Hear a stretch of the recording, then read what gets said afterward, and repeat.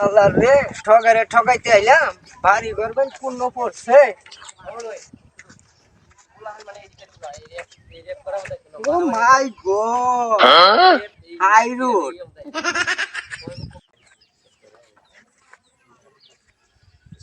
বাড়ি কোন এত দূরা তাইতাছি, শালা লোক টুকু পাই না। লোক পাইলে তো জিজ্ঞাসা সুরভ ঠাকের বাড়ি কোথায় বলতে পারেন? সুরহাট ঠগের বাড়ি? হ্যাঁ, সুরহাট ঠগের বাড়ি তো এখান থেকে অনেক দূরে পড়ছে, ডলার চর। চলো তো। রুট কি হাই রুট হবে না কেতা ফুটা হবে? একটা হাই রুট না, কিছুক্ষণ পরে আবার কাদা কাদা হবে।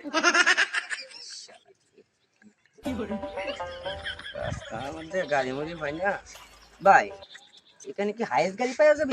আরে কি এর হাইস গাড়ি ভাই বল কই যাবে? হ্যাঁ, কই যাবে? যাবো এই ডলার ছেড়ে সুরভ ঠকের বাড়ি যাবো। আরে মে অনেক দূরা, হ্যাঁ? অনেক দূর। এলো আর কিনু পাওয়া যায় না হাইস গাড়ি গুলি। এই যে ই আছে, ভ্যান গাড়ি আছে। ভ্যান গাড়ি যাবেন? যাবেন আপনি? হ্যাঁ, গেলে যাইতাম না কে? ভাড়া কত লাগবে? ভাড়া 100 টাকা লাগবে। ভাড়া 100 টাকা। আমি তো এসব গাড়ি জানি গুনি করি না। আরে গাড়ি যাইবো না।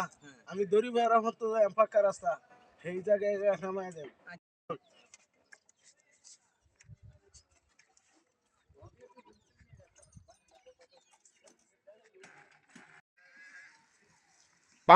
এই রাস্তা সুরত ঠগের বাড়ি যাও।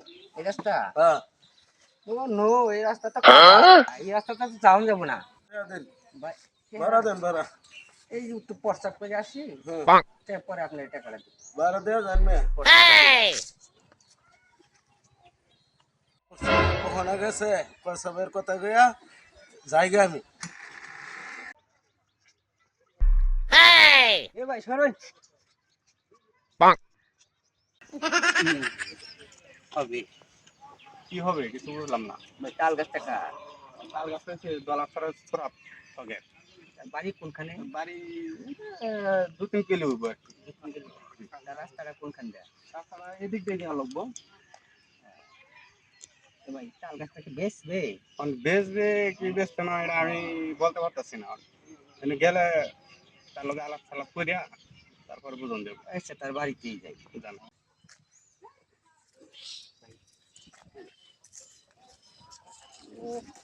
ও, এখানে তো 80 টাকা যাচ্ছে।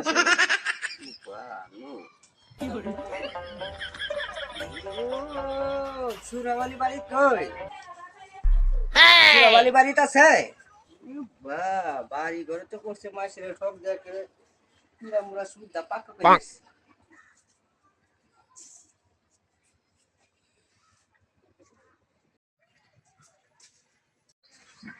এ সুরভ ঠক বাড়িতে আছে কই? ওই কেডা রে?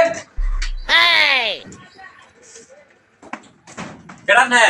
আমি একটা আইছিলাম। সুরভ ঠক বাড়ি বাড়ি তো বাস কাটার কাছে। পাশে গেছে। তো নাম রেনো আইছিলাম। আপনার তাল গাছ আছে বলে।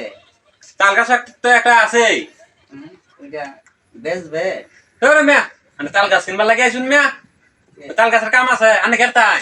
আমি একটা করতাম, এই দাঁত মারানি মেশক বানাইতাম।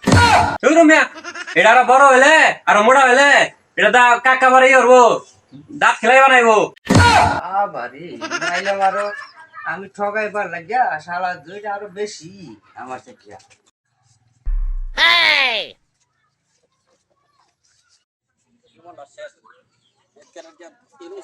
ভাব দুজনে তো বাইক করে আর 3 জন আইনে হাইরা সিফাতে বাস কারণ জানা কিছু না। বাস কাটে হলি দিলে লই আইবছি না, একটা লোক আইছিন তো। কোনে লোক আইছি? একটা বেড়া আইছি না, আদা পাগলা লাগা না। কি কইছে? হ্যাঁ কইছে যে আমরা তাল গাছটা আছে না, আছে আছে। এটা কিনবা চাইছে। তালগা চিনি কি কই? তাল গাছ চিন্তা বলে হ্যাঁ বলে ইয়র তো দাঁত মাজন বানাইতো। তুই কইছস না? কইছি না। কিছু কইছস না? না, এটা তো কথা কইলে আমি কিছুই কইছি না। এটা কিছু কইছস না। গপ করে গপ আলো বলে আজ থেকে ভাই পৃথিবীর ভিতরে কোনো ঠগে আমার ঠগার হইছে না। এই তাল গাছটা আমার ঠগাইতে গেল, তুই আমার বাইসতে আর গিয়া তুই একটা জব দে ফেলে না, তোরে আমি রাখতাম না, আমি তোর বাড়িতে বের করে দেব।